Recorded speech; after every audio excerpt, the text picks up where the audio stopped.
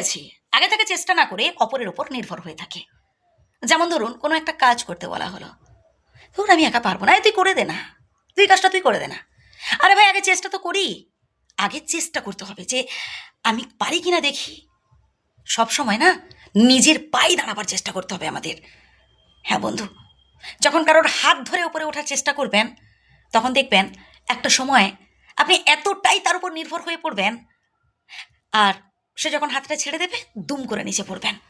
কিন্তু এক্ষেত্রে যদি আপনি নিজে হাঁটতে পারেন, নিজের পায়ে নিজে দাঁড়াতে পারেন, তখন কারোর উপর নির্ভর হওয়ার তো প্রয়োজনই নেই। উপরন্তু কে হাত ধরলো কি ধরলো না তারও পরোয়া করবেন না। তাই সদা সর্বদা নিজের থেকে কিছু করার চেষ্টা করবেন। হ্যাঁ, নিজের পায়ে দাঁড়াতে গেলে বা নিজের থেকে কিছু করতে গেলে বাধা আসবে, বারবার হয়তো আপনি পড়ে যেতে পারেন, বারবার আপনি পিছলে যেতে পারেন। তবু মনে রাখবেন একটা সময় আপনি ঠিক পারবেন, একটা সময় আপনি ঠিক সফল হতে পারবেন, আপনি ঠিক দাঁড়াতে পারবেন। তাই স্বাবলম্বী হওয়ার চেষ্টা করতে হবে, স্বনির্ভর হওয়ার চেষ্টা করতে হবে, নিজের থেকে কিছু কাজ করতে হবে।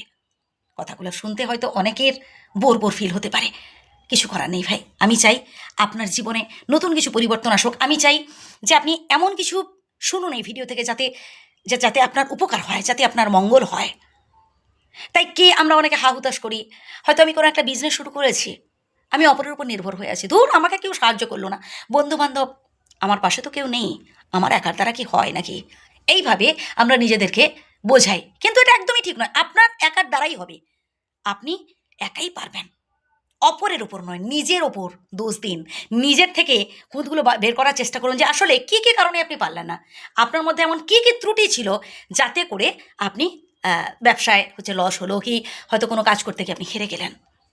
নিজের ওপর দোষ দিন, নিজের থেকে কি খুঁতগুলো ছিল এটা খোঁজার চেষ্টা করুন, অপরের ওপর নয়। বা অপরের ওপর বেশি আশাও করতে যাবেন না, নিজের থেকে চেষ্টা করুন না। প্রথমে চেষ্টা তো করুন, চেষ্টাই করলাম না, সব সময় অপরের উপর নির্ভর হয়ে থাকি, এটা কি করে হবে? একটা সময় দেখবেন আপনি আর এগোতেই পারবেন না।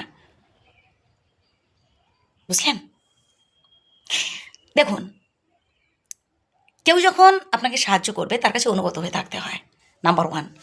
নাম্বার 2, কেউ যখন আপনাকে সাহায্য করবে সে এমনি এমনি দেবে না, সে এর বদলে কিছু চাইবে। তাই কেন ভাই এত কিছু হেডেক নিতে যাবেন? নিজেই করুন না, নিজের থেকে চেষ্টা করুন। চেষ্টা তো করুন, একটা সময় হবে। একবার না পারিলে দেখো শতবার, বারবার চেষ্টা করুন, বারবার 10 বার 20 বার আরও বেশি বার চেষ্টা করুন। যতবার আপনি ব্যর্থ হবেন ততবার নিজেকে বলতে থাকুন এবারটাই দেখি তো, এবার ঠিক হবে। আর একটা সময় দেখবেন আপনি ঠিক পারবেন। একবার না পারিলে দেখো শতবার, বারবার দেখতে হবে, বারবার চেষ্টা করতে হবে। আমি চাই আমার এই মোটিভেশনের মধ্য দিয়ে আপনার শুভ পরিবর্তন হোক, আপনি নতুন কিছু অ্যাচিভ করুন।